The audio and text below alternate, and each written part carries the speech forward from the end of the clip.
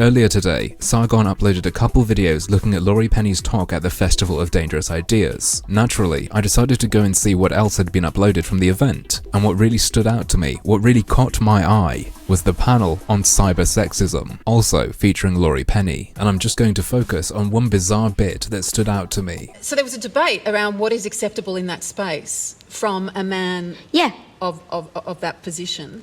And where have you come to in the UK? What are your thoughts on that? What, is it acceptable for a guy to harass and stalk women online? I don't think it ever is, no. No, I'm not asking if it's acceptable, but here it got to a point, and only because there was so much protest from women that he was taken from a mainstream dead tree, as you've called it, position. Yeah, well, look, Katie Hopkins, who is a columnist and filmmaker in the UK, told me a couple of months ago that I deserved to be covered in lube and shipped off to Syria to be a bride of ISIS, and they just gave her a TV show.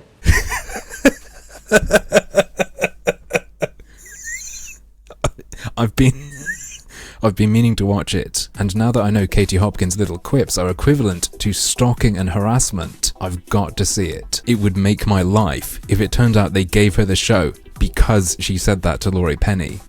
So, like, this stuff is considered normal in the British press, and if you talk about it, it's freedom of speech. It's our freedom to abuse women wherever we want and not be even criticised for it and be given a massive platform. It is just like the other guy. I mean, it should be easy to convince women to protest in the same way, but I guess the real change that needs to happen is society needs to be more willing to fire women over single tweets. Take that step and cybersexism will be done for. And of course, Katie Hopkins is a clear example of where this needs to start. If you are against the abuse of women, you'd better start spreading the word. What does she do? She says things in a slightly rude way. Just to women in a very specific targeted way? No, just about everything. But women too. Using that as an example of misogynistic abuse toward women just because they're women online is ridiculous. But it did spark something in my memory. Earlier in the panel, she did say that UK newspapers make a business out of abusing women, but she pointed out the Daily Mail, not the Sun. Why wouldn't she just point out someone from there? And to be frank, why wouldn't she pick a man? It would make things less complicated. Could it possibly be that there's more to it than just this person is an abuser of women? Because I smell just a little bit of cattiness. Let's take a little look at how exactly that random sexist abuse went down. On 9th May this year, when asked to comment on the vandalism of a memorial to the women of World War II, Laurie Penny tweeted, "I don't have a problem with this. The bravery of past generations does not oblige us to be cowed today." To which Katie Hopkins responded, "Laurie Penny thinks this is okay. Burn her passport, bulk buy her lube, and make her a woman of ISIS." Clearly a deadly serious command born out of cyber-sexism, and definitely not just further proof that Laurie Penny is a wretched, salty, vicious rat who can't handle the bants, and is willing to abuse an exclusive platform and audience who truly believes in her cause to smear someone as an abuser of women and suggest they shouldn't have their platform or job just because they hurt her little feelings online. No, of course not, because that would make her look like an insincere, self-serving maniac who doesn't really give a shit about sexism or equality.